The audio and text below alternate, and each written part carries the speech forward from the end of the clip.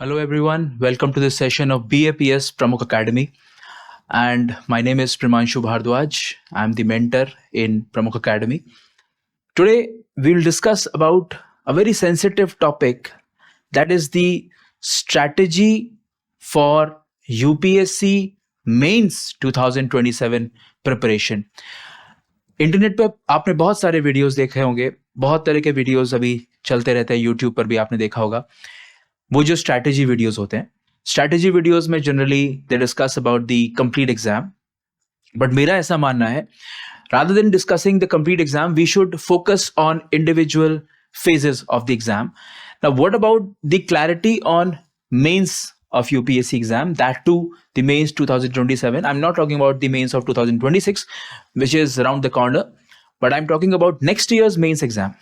अभी बहुत लोगों के मन में ये सवाल उठेगा कि ये अगले साल के मेंस की बात क्यों कर रहे हैं. तो अगले साल के मेंस की प्रिपरेशन का जो वक्त है वो अभी शुरू होता है. यानी अगर आपको नेक्स्ट ईयर के प्रीलिम्स की तैयारी करनी है तो नेक्स्ट ईयर के प्रीलिम्स की तैयारी करने से पहले you need to prepare for next years mains exam. और यही सही स्ट्रैटेजी है कि पहले आप जो second phase of this examination है, जिसको हम मेंस एग्जाम बोलते हैं, उसकी तैयारी आप शुरू करें. और उसके बाद जब आप जनवरी के आसपास पहुंचेंगे 2027 में, तब आप शुरू करें तैयारी प्रीलिम्स की, 2027 के प्रीलिम्स की तैयारी. तो एक्चुअल स्ट्रैटेजी जो काफी यूनिवर्सल है, बहुत जग जाहिर है कि इसी प्रकार से तैयारी होनी चाहिए, उसी प्रकार से भी मैं बता रहा हूं. बट मैं फोकस कर रहा हूं इस वीडियो में 2027 के मेंस एग्जाम की. अब आज का जो ये वीडियो है वो वीडियो होगा थोड़ा क्रोनोलॉजिकल. यानी मैंने मेंस की प्रिपरेशन को कुछ फेजेस में डिवाइड कर दिया है. यानी अगले महीना यानी जुलाई से लेकर अगस्त तक आप क्या करेंगे, सितंबर से लेकर अक्टूबर तक आप क्या करेंगे, और नवंबर दिसंबर में क्या स्ट्रैटेजी होनी चाहिए मेंस को लेकर के. ऐसे टुकड़ों में मैंने बांटा ताकि आपको समझ बने कि आपको अपनी तैयारी का पेस कितना रखना है, डेप्थ कितना रखना है, क्या चीजों को आपको लेकर चलना है, क्या चीजों को आपको इग्नोर करना है. तो थोड़ी सी क्लैरिटी मिल जाएगी कि हमें अगले आने वाले 6 महीनों में किस प्रकार से अगले साल के मेंस की प्रिपरेशन करनी है. मैं फिर से बताना चाहूंगा, यह वीडियो उन लोगों के लिए नहीं है जो 2028 या 2027 में एग्जाम देने वाले हैं बट अभी तक उन्होंने अपनी प्रिपरेशन स्टार्ट नहीं की है. राइट, उन्होंने कुछ भी स्टार्ट नहीं किया है. अगर आपने कुछ भी स्टार्ट नहीं किया है, आपका बिल्कुल ही जीरो प्रिपरेशन है, तब यह वीडियो आपके लिए नहीं है. अगर आपकी प्रिपरेशन लगभग 1 साल या 6 महीने पुरानी हो चुकी है, आप 6 महीने पुराने से प्रिपरेशन कर रहे हैं, आपको जीएस के सब्जेक्ट्स का जनरल एक आइडिया मिल चुका है, आपको यह मालूम है कि मेरा ऑप्शनल क्या है, आप अपनी ऑप्शनल की प्रिपरेशन स्टार्ट कर चुके हैं, आपको जीएस के फाउंडेशन एलिमेंट्स के बारे में मालूम है, आपने कुछ बेसिक किताबें पढ़ ली हैं, यानी एक फाउंडेशन आपने बना लिया, एक बेस आपने बना लिया है, तब इस वीडियो से आपको फायदा हो सकता है. और इस वीडियो के तहत आप अपने नेक्स्ट ईयर की मेंस को प्लान कर सकते हैं. तो चलिए शुरुआत करते हैं. सबसे पहले मैं आपको बताना चाहूंगा कि 2027 का मेंस बहुत दूर नहीं है. जिन लोगों को लग रहा है कि मेंस अभी तो बहुत टाइम है, पूरा 1 साल पड़ा हुआ है, अभी तो 2026 का मेंस नहीं हुआ है, तो नेक्स्ट ईयर हम लोग क्यों उसके लिए जाए, या अभी से वो मेंस की तैयारी क्यों शुरू करनी है. तो मैं आपको थोड़ा सा आगे लेके चलता हूं. यानी अगर आप 2027 के जनवरी में बैठे हुए हैं, 2027 में जनवरी चल रहा है, तो आप जाहिर सी बात है 2027 के प्रीलिम्स की तैयारी में लगे होंगे. यानी आपका जो स्पीड होगी, आपकी जो पेस होगा फॉर प्रीलिम्स प्रिपरेशन, वो काफी तेज होगा और आपके दिमाग में अब मेंस दूर दूर तक नहीं होगा. तो जनवरी से लेकर मई 2027 तक आप कुछ भी मेंस का नहीं पढ़ने वाले, नहीं तो अपने ऑप्शनल को हाथ लगाने वाले. तो अगले आने वाले 6 महीने बहुत क्रूशियल है. और जो लोग ये सोचते हैं कि प्रीलिम्स देने के बाद 2027 में हम लोग मेंस की प्रिपरेशन कर देंगे, तो वो अपने लिए गड्ढा खुद खोद रहे हैं. 2-2.5 महीने में कोई मेंस की प्रिपरेशन नहीं हो सकती.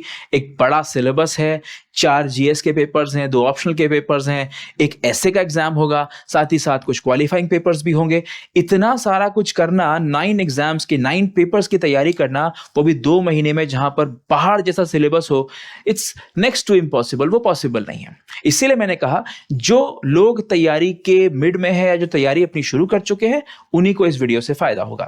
तो सबसे पहले जान लें कि mains 2027 is basically just near you, बहुत दूर नहीं है, बहुत पास ही आने वाला है, ऐसा मान के आपको तैयारी करनी पड़ेगी, वरना वो प्रिपरेशन नहीं होगी। और 6 महीने बहुत जल्दी बीत जाते हैं, ये आपको दिसंबर आते ही पता चल जाएगा। चलिए, now why it is important, let me give you a reality check. The reality check is, first thing, time moves very fast. UPSC preparation का जो टाइम है वो भाप की तरह उड़ जाएगा, यानी जो समय है आपको पता नहीं चलेगा कब दिवाली आ जाएगी, कब न्यू ईयर आ जाएगा, और आपका समय चला जाएगा, और आपके मेंस की प्रिपरेशन कुछ भी नहीं होगी, ना ही आपका ऑप्शनल तैयार होगा, ना ही आपके जीएस के सब्जेक्ट्स प्रिपेयर होंगे, और ना ही आप आंसर राइटिंग कर रहे होंगे। सो time moves very fast, 2027 is not far away. Next is prelims panic. Bye early 2027, जैसे इस बार 2026 का प्रीलिम्स एग्जाम आया है, मतलब भगवान ना करे ऐसा प्रीलिम्स का एग्जाम आए, पहली बात तो, मतलब जो बहुत अनप्रिडिक्टेबल प्रीलिम्स हम देख सकते हैं पिछले 20 सालों में, वैसा एक अनप्रिडिक्टेबल प्रीलिम्स का पेपर इस बार हुआ, तो पैनिक होना बहुत ही ऑब्वियस है। 2027 के जनवरी में all of you must be very much into prelims. बहुत ज्यादा सभी लोग प्रीलिम्स की तैयारी में लग चुके होंगे, जो नहीं लगे होंगे वो शायद 10 या 15 दिन बाद लग जाएंगे। तो मेरा मानना यह है कि जनवरी बिगिनिंग से ही we should start preparing for prelims, start preparing and learning the facts, start giving the test series of prelims if you have any. So by early 2027 you will be consumed by prelims. The window for solid mains preparation is closing, यानी जनवरी आते आते आपकी जो mains की preparation है वो सारे mains के subjects, ethics, internal security, Indian society, post independence history, governance, social justice, ये सारे सब्जेक्ट्स जो है जो कि प्रीलिम्स में सवाल नहीं पूछे जाते, वो प्रिपरेशन आप अपनी क्लोज कर रहे होंगे। मेंस की प्रिपरेशन, वो सारे सब्जेक्ट की जो प्रिपरेशन है वो क्लोज कर दिए होंगे। Now you have this golden window. Why I am calling this golden window? From July to December 2026, these 6 months are the golden period for your mains preparation. जिस किसी ने भी सोचा है अगले साल इस एग्जाम को क्रैक करने के बारे में, उसके लिए अगले 6 महीने, mind my words, next 6 months is the golden window for the mains preparation और the overall UPSC preparation. इसमें ऐसा नहीं है कि सिर्फ आप मेंस के लिए पढ़ रहे हैं, कुछ और नहीं पढ़ रहे हैं। Obviously 30-40% आपकी जो प्रीलिम्स की प्रिपरेशन भी इसमें हो रही होगी। So you have exactly 6 months from July to December. You have exactly 6 months to build the foundation for your prelims as well as mains. तो प्रीलिम्स की जो आंधी है, प्रीलिम्स का जो स्टॉर्म है, उसके आने से पहले you only have 6 months from July to December. Next, if you have a plan to fail, you always have plan to success, but yes, I have a plan to fail also. मेरे पास एक failure का plan भी है। वो plan क्या है कि अगर आप मेंस की preparation now, you are not preparing for mains right now, you are actually planning to fail for this exam. I'm talking about the complete exam. मैं prelims को क्रैक करना, UPSC एग्जाम को क्रैक करना नहीं समझता। Prelims is one phase, is just crossing the elimination boundary. If you enter into mains, you qualify it, you qualify the personality test, and you get the name in the list. That means you are successful, otherwise you're nowhere. You are not successful, you are planning to fail. So if you are not preparing right now for mains and you don't have a strategy to prepare for mains, then you are actually planning to fail. And if you want to schedule your preparation for mains, अगर आपको schedule ही करनी है तो आपको अभी schedule करनी पड़ेगी right now, because after 5 days or 4 days you will be entering into the month of July, और वहां से आपकी day 1 से preparation start हो जानी चाहिए mains की। Now I'll discuss the strategy for mains 2027. Now I have divided very categorically, I have divided this preparation into 3 phases. जो अगले 6 महीने हैं उसको मैंने 3 phases में divide किया है, और वो मैंने कैसे divide किया है, let me just tell you over here. First thing, phase 1. Now what is phase 1? Phase 1 क्या है? July and August. What is phase 1? July and August. और इसमें हमें किस थीम पे काम करना है? The core and the choice. The core and the choice. मैंने इसलिए इसको नाम दिया है The core and the choice. यानी कि यहां पर आपको उन कोर एरियाज पे काम करना है जो आपको मेंस के लिए एक बेसिक फाउंडेशनल नॉलेज देंगे ताकि आप लिखना शुरू कर सकें। और वो कौन से सब्जेक्ट्स होंगे? The giants of UPSC syllabus, that is history and polity. And again I am telling you, you have to lock your optional. Lock your optional का मतलब क्या है? Why you are locking your optional? That means यहां पर अगर किसी के दिमाग में ये डायलेमा चल रहा है कि मैं सोशियोलॉजी लूं कि एंथ्रोपोलॉजी लूं, तो प्लीज आप यहां पे डिसीजन ले लीजिए कि फाइनली आपका ऑप्शनल क्या होने वाला है। इससे और ज्यादा डिले नहीं करना है। यानी जुलाई और अगस्त में you must freeze your optional, you must lock it, you start preparing for these giants, history and polity. इसकी किताबें उठा लीजिए और उसके बाद अपना ऑप्शनल लॉक कर लीजिए and start preparing for your optional. Basic जानकारियां, नोट्स बनाना, ये सारी चीजें शुरू हो जानी चाहिए जुलाई के बिगिनिंग में। और अगस्त आते आते you must master at least these two subjects like history and polity. And again I'm saying a very good beginning for your optional subject, whichever it is. अगर अभी तक कुछ नहीं किया है तो प्लीज ये 2 महीनों में एक अच्छी कमांड कर लीजिए ऑप्शनल के ऊपर। At least 50% of the syllabus should be read by you. अगर प्रिपेयर नहीं किया है तो कम से कम पढ़ लिया होना चाहिए, इतने आपका कमांड हो जाना चाहिए कि ऑप्शनल की एक अच्छी प्रिपरेशन आपकी इन 2 महीनों में हो जानी चाहिए। I am not saying 100% preparation, but yes एक बेसिक आइडिया आपको लग जाना चाहिए। कुछ चैप्टर्स कंप्लीट हो जाने चाहिए, एटलीस्ट पेपर 1 या पेपर 2 कंप्लीट हो जाना चाहिए 2 महीने में, एटलीस्ट 2 महीने में। और उसके बाद आप इसकी आंसर राइटिंग प्रैक्टिस आने वाले फेजेस में कर सकते हैं। Now the next phase is September October, और यहां पर क्या होने वाला है? यहां पर होने वाला एक revolution which is called the writing revolution. What is writing revolution? आपको लिखना है एक क्रांतिकारी की तरह, लिखने की क्रांति आपको लानी है। और वो कैसे लानी है? By optional deep dive and breaking the answer writing inertia. बहुत लोगों के हाथों में जंग लग जाती है। मैं बताना चाहता हूं, you all have written the answers. There's nobody who's preparing for UPSC who has not written the answers. देखिए 10th और 12th के बोर्ड एग्जाम्स में, 10th और 10+2 के बोर्ड एग्जाम्स में you all have written the answers. सबने answer writing की है। कोई ऐसा व्यक्ति नहीं है जिसने बोर्ड एग्जाम्स दिए हैं, जिसने इंटरमीडिएट किया है और उसने कुछ लिखा ही ना हो। कहीं पर भी हमारे देश में एट यूनिवर्सिटी लेवल और एट द स्कूल लेवल कहीं पर भी एमसीक्यू बेस्ड एग्जाम नहीं होता है। सब जगह यू हैव टू राइट। हाँ, कुछ सेक्शन एमसीक्यू बेस्ड हो सकता है, मैं मानता हूं, बट 90% ऑफ द पेपर्स और the examinations you have to write the descriptive type answers. तो वो सबने लिखा होता है। पर और ग्रेजुएशन में भी, यूनिवर्सिटी में भी वही हाल होता है, हम डिस्क्रिप्टिव आंसर राइटिंग करते हैं। हम ये सब कुछ कर चुके हैं पास्ट में, but there is a fear. अभी एक नया फियर पैदा हो गया है कि नहीं, यूपीएससी मेंस एग्जाम में आंसर राइटिंग करनी है। बाप रे, इतना सब कुछ पढ़ना है और उसके बारे में लिखना भी है। अरे आप सबने वो चीज पहले से की हुई है। बस कुछ 1 या 2 साल आपको हुआ है कि आपने उस चीज को ब्रेक दे दिया। आप बहुत ज्यादा पढ़ने लगे, आप क्लासेस अटेंड करने लगे, आप वीडियोस वॉच करने लगे, आप पीडीएफ्स पढ़ने लगे, आप पीपीटीज देखने लगे। आपने लिखना थोड़े समय पहले ही छोड़ा है।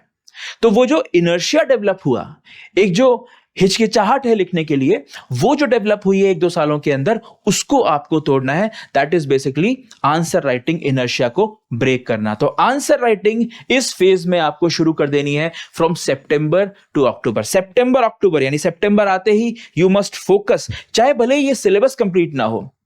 मैं ये नहीं कह रहा हूं कि आपके 2 महीने में सारा सिलेबस कंप्लीट हो जाएगा, बट हां, आप सिलेबस कंप्लीट करते रहिए और साथ में आंसर राइटिंग प्रैक्टिस करते रहिए। यानी जो भी आप पढ़ रहे हैं उसके बेसिस पे कुछ पीवाईक्यू सर्च करना, जो भी आप पढ़ रहे हैं उसके बेसिस पे कुछ मॉडल क्वेश्चंस देखना, एआई का यूज करके क्वेश्चंस देखना, और उसके बाद आंसर राइटिंग शुरू करना। आप लिखना शुरू कीजिए, ऑप्शनल में भी और जीएस में भी। जितना भी पढ़ रहे हैं उस सबका आंसर राइटिंग स्टार्ट हो जाना चाहिए। You must break your inertia, और जो हाथों में जंग लग जाती है ना, उसको खोलना पड़ेगा। वो जो जंग है उसको हटाना पड़ेगा और फिर लिखना शुरू करना पड़ेगा। And now arrives the third phase. Now what is the third phase? Third phase arrives in November और दिसंबर, और यहां पर आपको देना है final touch. What is that final touch? Integration and high ROI. Integration और हाई आरओआई का क्या मतलब है? What is the meaning of integration? Now what you have to integrate? 2 चीजों को जोड़ना है। पहला, ethics, essay and static with dynamic. You have to integrate the static areas with the dynamic. इसी को हमने बोला है इंटीग्रेशन. क्या है स्टैटिक सब्जेक्ट्स? स्टैटिक सब्जेक्ट्स क्या होते हैं? फॉर एग्जाम्पल एथिक्स काफी हद तक स्टैटिक है. वहां पर जो नोट्स हमारे पास हैं, जो हमारे पास मटेरियल है स्टडी का, या बाकी जो सब्जेक्ट्स हैं जैसे ज्योग्राफी है, हिस्ट्री है, ये सारे सब्जेक्ट्स बहुत स्टैटिक हैं. इसमें 90% जो इंफॉर्मेशन दी गई है उसी में से प्रश्न आएगा, उसी को आपको आंसर करना होगा मेंस में. But 10% of it still depends on the current affairs. जो लेटेस्ट दुनिया में चल रहा है, जो आपके आसपास हो रहा है, जो इवेंट्स घट रहे हैं, जो डिसीजंस लिए जा रहे हैं, जो पॉलिसी मेकिंग की जा रही है, उसको आपको इंटीग्रेट करना है with your static information and knowledge. Static information and knowledge क्या है? फॉर एग्जाम्पल एथिक्स में आप पढ़ते हैं प्रोबिटी. प्रोबिटी का एक टॉपिक है एथिक्स में. प्रोबिटी पढ़ते वक्त आपके दिमाग में क्या आना चाहिए कि प्रोबिटी मैंने पढ़ लिया है, यानी बेसिक कॉन्सेप्ट मैंने पढ़ लिया है प्रोबिटी का. I know the basic concept of probity. Basic concept पढ़ने के बाद मैंने प्रोबिटी के कुछ कॉन्सेप्ट्स या कंपोनेंट्स भी पढ़ लिए हैं. मैंने कंपोनेंट्स ऑफ प्रोबिटी भी पढ़ लिया है, राइट. प्रोबिटी के मैंने कुछ आउटकम्स भी पढ़ लिए हैं. मैंने प्रोबिटी के कुछ पैरामीटर्स भी पढ़ लिए हैं. अब बाकी क्या रह गया है? बाकी रह गया है प्रोबिटी के एग्जाम्पल्स. ये शायद मैंने अगर किताब में से पढ़े होंगे या मेरे नोट्स में से पढ़े होंगे तो वो बहुत ही पुराने एग्जाम्पल्स होंगे. वो जो लेटेस्ट एग्जाम्पल्स हैं प्रोबिटी के, कोई ऑफिसर का न्यूज में आया कि हाँ ये ऑफिसर ने बहुत अच्छा काम किया, प्रोबिटी शो की अपने सर्विसेज में, अपने एडमिनिस्ट्रेशन में, तो वैसे एग्जाम्पल्स मेरे पास होने चाहिए. यानी न्यूली जो रीसेंट एग्जाम्स हैं, जो न्यू एग्जाम्पल्स हैं, वो मेरे प्रोबिटी के डेफिनेशन के साथ अब आ जाने चाहिए. यानी अब मैं एथिक्स को करंट अफेयर्स के साथ थोड़ा लिंक कर रहा हूं. लिंक करने के लिए क्या करना पड़ेगा? आई मस्ट नो कि मेरे आसपास क्या हो रहा है. अगर मैं अखबार डेली पढ़ता हूं तो मुझे मालूम होगा कि किसी व्यक्ति या किसी शासन में या प्रशासन में, इन दी गवर्नेंस और the administration, few people are acting with probity. उनके पास प्रोबिटी जैसी एक हाई एट्रीब्यूट है, एक अच्छा एट्रीब्यूट है, तो मेरे पास उसके एग्जाम्पल्स रेडीमेड होने चाहिए. So what I will do, I will integrate my static studies which is this. ये पूरा का पूरा क्या है? स्टैटिक है. ये सारा माल जो है ये आपके नोटबुक्स में है, आपके मटेरियल में है, आपके बुक्स में है. बट जो एग्जाम्पल है जिससे आपको अपने आइडिया को, अपने आर्ग्यूमेंट को सपोर्ट करना है, that you will get from current affairs या आपके न्यूज़पेपर या रिसेंट जो ऑब्जर्वेशंस ऑफ इवेंट्स हैं आपके साथ, जो आप देख रहे हैं, अखबार में पढ़ रहे हैं, वहां से ये आ जाएगा. तो this thing basically supplants your answer, strengthens your argument in the answer. आपके आंसर को मजबूती मिलती है, आपके आर्ग्यूमेंट को मजबूती मिलती है, जैसे आप एक रीसेंट एग्जांपल देते हैं. This is called integration and this always pays. ये हमेशा आपको फायदा पहुंचाएगी. That is why I am saying that this ROI यानी रिटर्न ऑन इन्वेस्टमेंट इसका बहुत हाई है. अगर आप नवंबर दिसंबर में ये अपने नोट्स को, ये बेसिकली क्या बोलते हैं इसको, नोट्स में वैल्यू एनरिचमेंट करना. जो भी आपके नोट्स हैं, आपके नोट्स पॉलिटी के हो सकते हैं, गवर्नेंस के हो सकते हैं, जो भी आपने आंसर राइटिंग शुरू की है, आपके वो जो आंसर्स आपने लिखे हैं वो भी आपके नोट्स हो सकते हैं. मैं ये बोलता हूं कि अगर आप बहुत अच्छे नोट्स नहीं बना पा रहे हैं तो आप क्वेश्चंस के आंसर्स लिखना शुरू कर दीजिए, और क्वेश्चंस के जो आंसर्स आपने लिखे हैं वो ही आपके नोट्स हो जाएंगे, राइट. बाद में आप उनको एज अ रेफरेंस मटेरियल जब मेंस के लिए जा रहे होंगे तब आप उसको रेफर कर सकते हैं. तो ये सारी चीजें आपकी हाई ROI वाली हैं, यानी रिटर्न ऑन इन्वेस्टमेंट उनका बहुत ज्यादा है. जो भी टाइम आप वैल्यू एनरिचमेंट में लगाएंगे नवंबर दिसंबर में और लिखेंगे, वो सारा आपको रिटर्न मिलेगा ड्यूरिंग योर मेंस. जब आप मेंस लिखने जा रहे होंगे तो ये सारे एग्जांपल्स आपके पास होंगे. गवर्नेंस में आपने कुछ भी पढ़ा है, गवर्नेंस में कोई भी आपने थ्योरी पढ़ी है, जैसे पब्लिक सर्विसेज आपने पढ़ा, उसमें ग्रीवियंस रिड्रेसल आपने पढ़ा, ग्रीवियंस रिड्रेसल मैकेनिज्म्स के बारे में आप जानते हैं, बट आपके पास कोई रीसेंट पॉलिसी है सरकार की जिससे सरकार ग्रीवियंस रिड्रेसल मैकेनिज्म एनफोर्स कर रही है, पब्लिक में जाकर प्लेस कर रही है, एस्टैब्लिश कर रही है, तो आपको जाहिर सी बात है एग्जामिनर ज्यादा नंबर देगा अगर आपने वो रीसेंट एग्जांपल्स या रीसेंट पॉलिसीज के बारे में लिखा होगा. तो ये सारी चीजें आपको बहुत अच्छा रिटर्न ऑन इन्वेस्टमेंट देंगी. और इन्वेस्टमेंट है क्या? आपकी वो मेहनत जो आपने अपने नोट्स को एनरिच करने में लगाई है, और आपका वो समय जो आपने ये एग्जाम्पल्स ढूंढने में, न्यूज़पेपर पढ़ने में, करंट अफेयर्स देखने में लगाया होगा, उसका रिटर्न आपको 5-6 महीने बाद मिलेगा जब आप मेंस का पेपर लिखने जा रहे होंगे, right? So these 3 phases are very important. कब आपको क्या करना है, आपको डे 1 से ये नहीं करना है, राइट? तो मैंने इसको बाद में क्यों रखा फेज 3 में, बिकॉज आपको जो ये इंटीग्रेशन ऑफ वैल्यू एनरिचमेंट करना है जिसका आरओआई बहुत हाई है, वो आपको यहां नहीं करना है। फॉर गॉड सेक इसको यहां मत करिएगा, बिकॉज ये बहुत अर्ली पीरियड है। यहां पर आपको सिर्फ अपने जो बड़े सब्जेक्ट्स हैं, हिस्ट्री, पॉलिटी, इकोनॉमिक्स, उनको अच्छे से रिवाइज करना है, राइट? उनको स्टार्ट करना है, उनके नोट्स बनाने हैं और उनके ऊपर आंसर राइटिंग यहां पे स्टार्ट करनी है, और यहां पर आपको वैल्यू एनरिचमेंट करना है ताकि जो भी आप कर रहे हैं उसमें थोड़ी सी वैल्यू ऐड कर सकें। आप जहां पर 4 नंबर की इच्छा रखते हैं वहां पर आपको 5 मिल जाएंगे, 1 नंबर आपको एक्स्ट्रा मिल जाएगा। ये काम वही है, राइट? और 1-1, 2-2 नंबर जो है फाइनल आपका जो रिजल्ट है उस पर बहुत बड़ा इंपैक्ट डालते हैं, trust me, right? So now will move ahead. The next phase, what we'll do, we'll see one by one, phase 1, phase 2, phase 3. Now, what is phase 1? क्या होने वाला है phase 1 में? The phase 1 was core and the choice. What is the core? Core are the giant subjects, like I talked about history and polity. And the choice. So what you want to do in those core areas, that is the choice. The heavy lifters, who are the heavy lifters of UPSC? Heavy lifters किसको बोलते हैं? जो इस time को, जुलाई और अगस्त के time को, heavy lifters वो होते हैं जो हेवी वेट्स उठाते हैं। और वो वेट्स कौन से हैं? वो वेट्स है हिस्ट्री, पॉलिटी, गवर्नेंस जैसे सब्जेक्ट्स।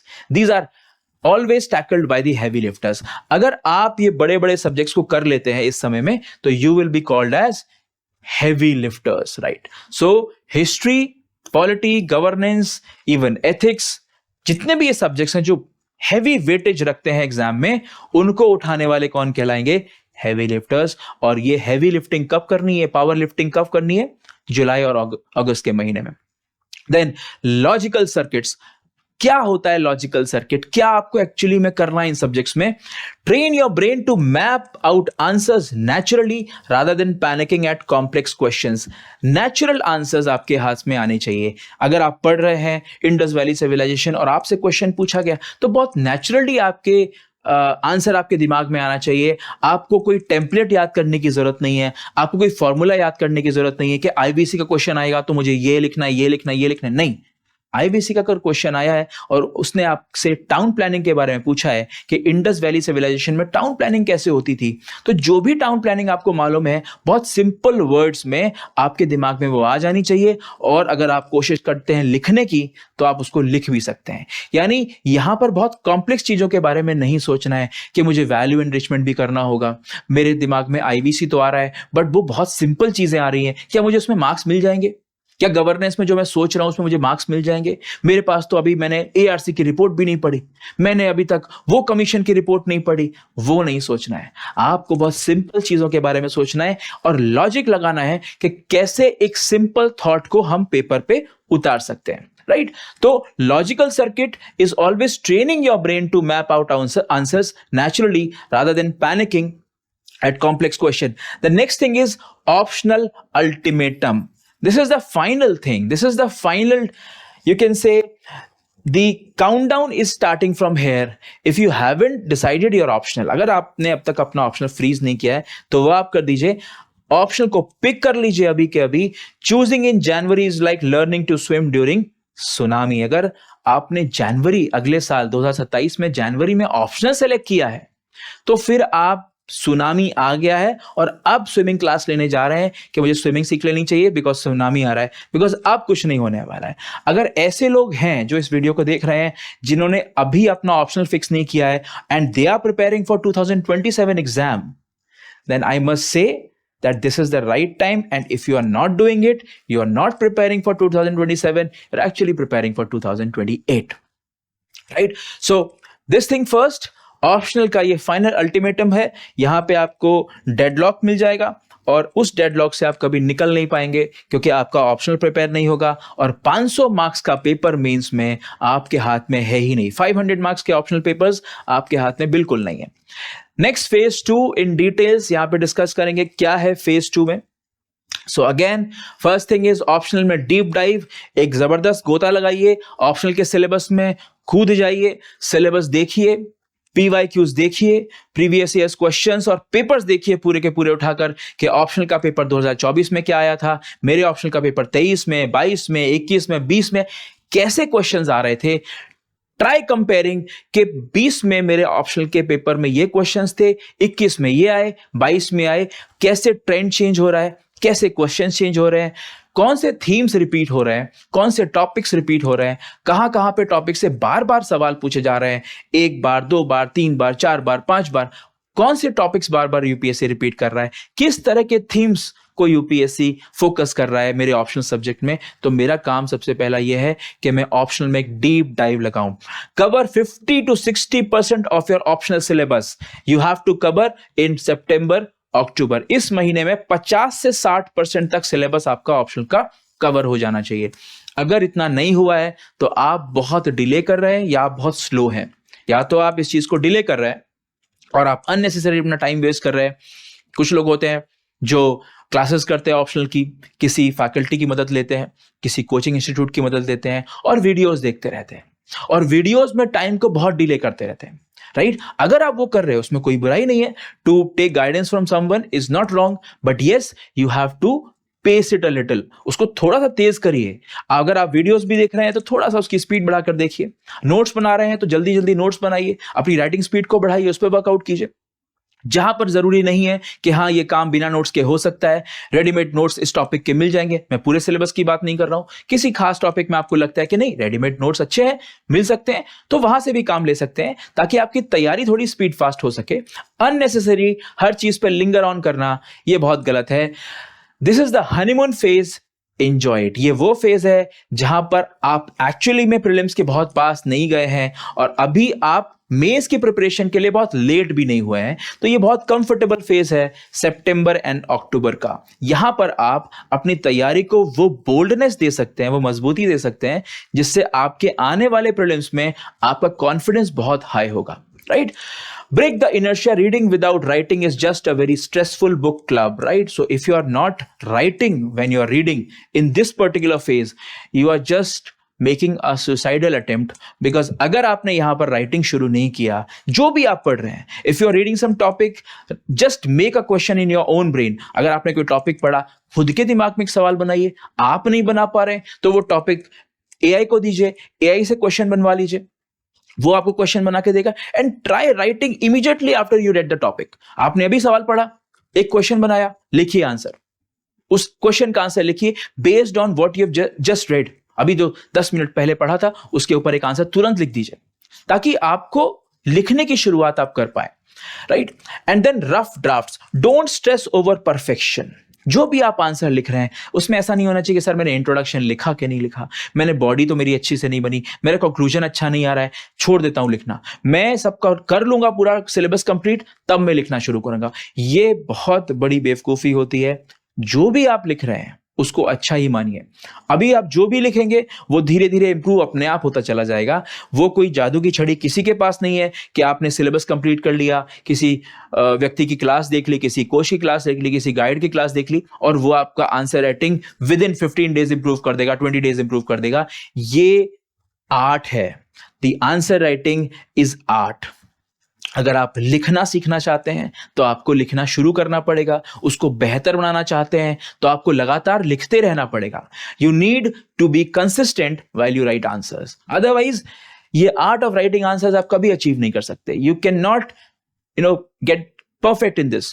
तो डोंट स्ट्रेस ओवर परफेक्शन। हमेशा आप रफ ड्राफ्ट्स लिखिए, छोटे छोटे ड्राफ्ट्स लिखिए, रफ पेज में लिखिए। बहुत सुंदर कैलिब्रेटेड वे में लिखने की जरूरत नहीं है। जो दिमाग में आ रहा है वो लिख दीजिए। भले ही इंट्रोडक्शन ना हो, भले ही बहुत अच्छा कंक्लूजन ना हो, just write down what is asked. उसको बहुत अच्छी भूमिका बनाने की, बहुत अच्छा क्लोजर देने की कंक्लूजन में कोई जरूरत नहीं है। जो दिमाग में आता है, जो आपको लगता है दिस इज इंपॉर्टेंट, लिख दीजिए।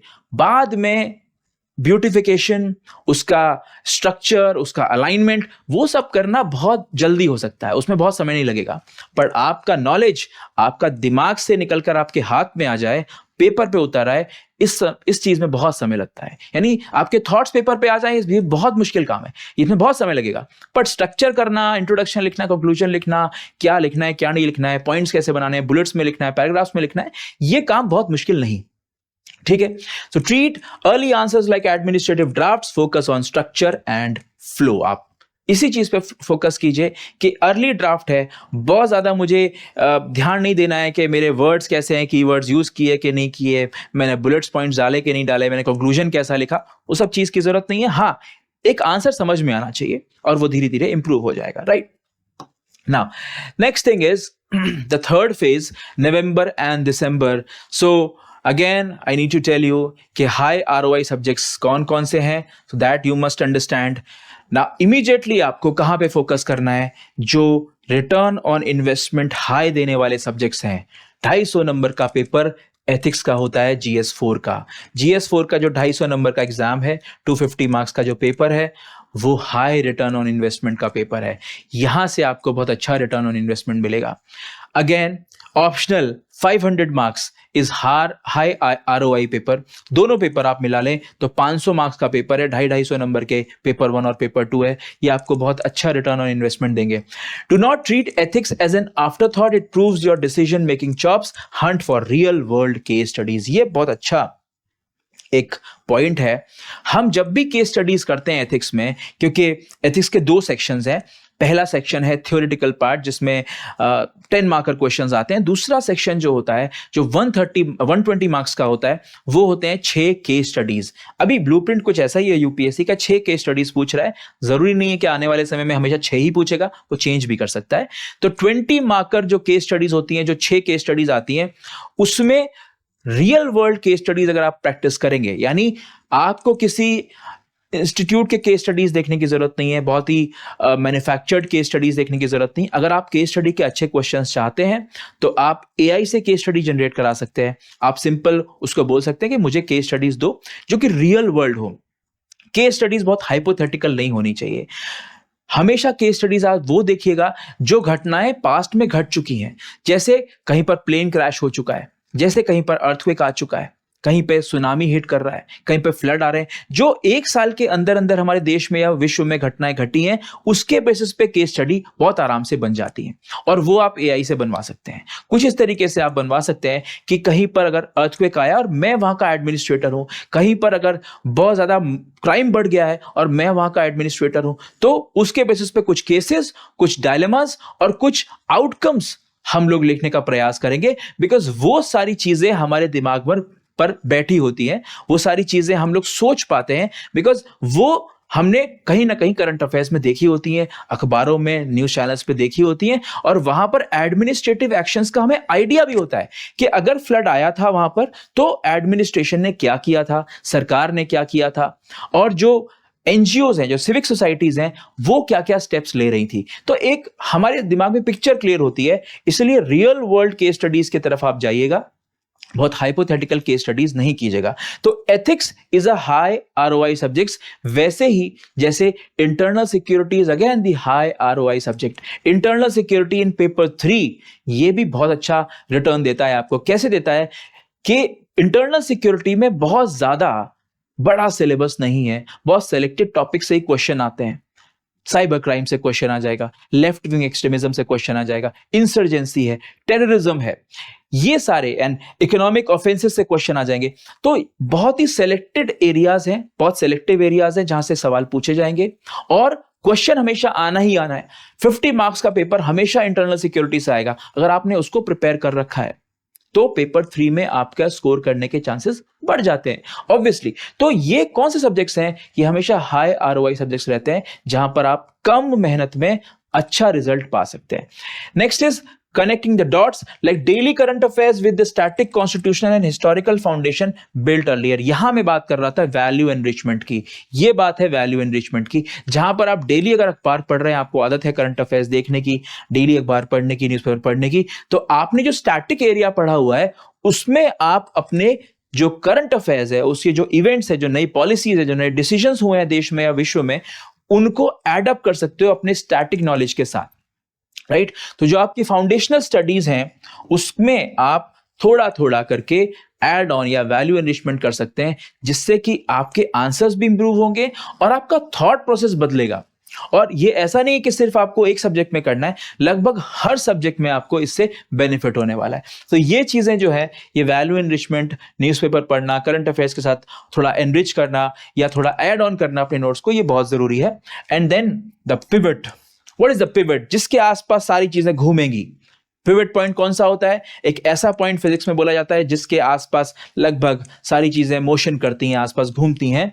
As December wraps up, close the mains exclusive window, pack up heavy notes and shift gear towards the prelims beast waiting in the mid 2027। यानी अगर दिसंबर आ गया है आपके सामने, दिसंबर इज ऑलमोस्ट क्लोजिंग, तो आपको क्या करना है? You must pack up your heavy notes of mains. जो अब तक आपने एथिक्स पढ़ा, गवर्नेंस पढ़ा, पॉलिटी पढ़ा, हिस्ट्री पढ़ा, जो जायंट्स कंप्लीट किए, उनके नोट्स को आप पैकअप कर लीजिए, गियर्स को थोड़ा शिफ्ट कर दीजिए, क्योंकि अभी आप बहुत ही स्पीडी मोड में जाने वाले हैं। जब भी कोई आंसर राइटिंग नहीं करने वाले हैं, अभी आपको सिर्फ नॉलेज गैदर करना है, हार्ड फैक्ट्स को पढ़ना है, याद करना है, स्टैटिस्टिक्स को रट लेना है। उन सब चीजों के लिए आपको गियर शिफ्ट करना पड़ेगा। मेंस के नोट्स को पैक कर लीजिए, आंसर राइटिंग जो की है उसको अच्छे से अरेंज करके फोल्डर्स में डाल लीजिए, मेंस में काम आएगी। बट अभी just stop your mains preparation at the end of this December and you'll start with the prelims preparation from January 2027 onwards। January 2027 से आप स्टार्ट करेंगे, क्योंकि mid 2027 में आपका प्रीलिम्स होने वाला है। तो अगले 5 महीने from January to May 2027 you will be preparing for objectivity. आप ऑब्जेक्टिविटी के लिए प्रिपेयर कर रहे होंगे, ना कि सब्जेक्टिविटी के लिए। Subjectivity closes, objectivity starts from January 2027। तो this basically is nothing but a next 6 months strategy for mains and beginning your prelims preparation from January 2027. If you are not walking on the same scale, if you're not walking on the same path, then it's very difficult for you। ये बहुत मुश्किल होने वाला है। तो ये एक strategy ऐसी है जो आपकी अपनी प्रिपरेशन में जरूर वर्क कर जाएगी। अगर आप स्ट्रैटेजी को अपनी प्रिपरेशन में ऐड ऑन करते हैं, इस प्लान के हिसाब से चलते हैं, तो आप बहुत कंफर्टेबली अपनी मेंस की प्रिपरेशन को पार लगा देंगे। बहुत कंफर्टेबली आप दिसंबर के एंड तक अपनी मेंस प्रिपरेशन खत्म कर देंगे। इसके लिए सबसे ज्यादा क्या जरूरी है? सबसे ज्यादा जरूरी है डिसिप्लिन। सिर्फ स्ट्रैटेजी बनाने से काम नहीं होता। Only the strategy doesn't work, your discipline works। ये जो कंसिस्टेंसी होनी चाहिए।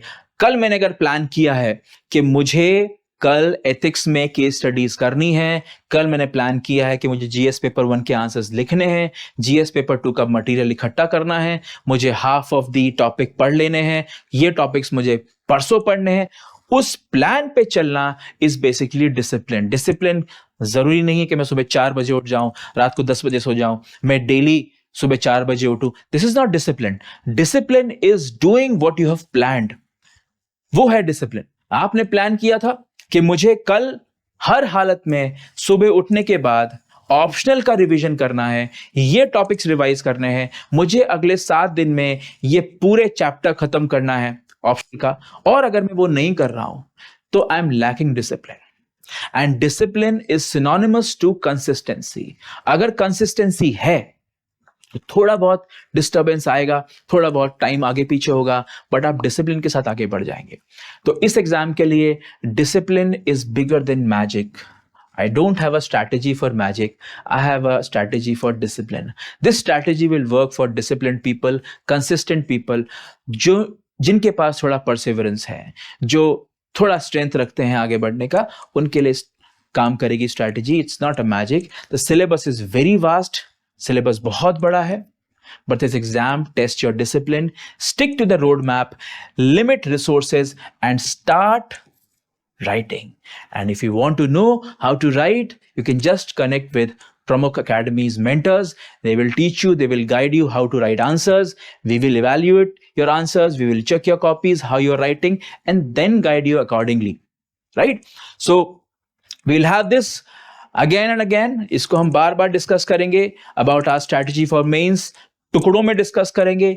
Just now I'm telling you the strategy for mains overall for 2027. In the upcoming videos, we'll discuss the strategy for each and every paper: GS paper 1, GS paper 2, GS paper 3, GS paper 4, essay writing. Everything will be discussed in the coming videos. So stay tuned with BAPS Pramukh Academy's YouTube channel. Please like, subscribe, and comment. And what you have to comment? You have to comment this. Write in the comments below what is your optional subject and how you're planning. कैसे आप plan करें 2027 में कि मैं anthropology लेने वाला हूं, sociology लेने वाला हूं और मेरा उसके लिए क्या प्लान है. जो भी ऑप्शनल आप लेने वाले हैं उसका नाम लिखिए और बताइए कि आपका प्लान क्या है. That's it. Thank you so much. और आने वाले वीडियोस का वेट कीजिए. Will discuss about each and every different GS paper and its strategy for 2027 mains exam. And again will discuss the 2027 prelims exam strategy also. उसको भी discuss करेंगे. Right. So that's it. Thank you so much.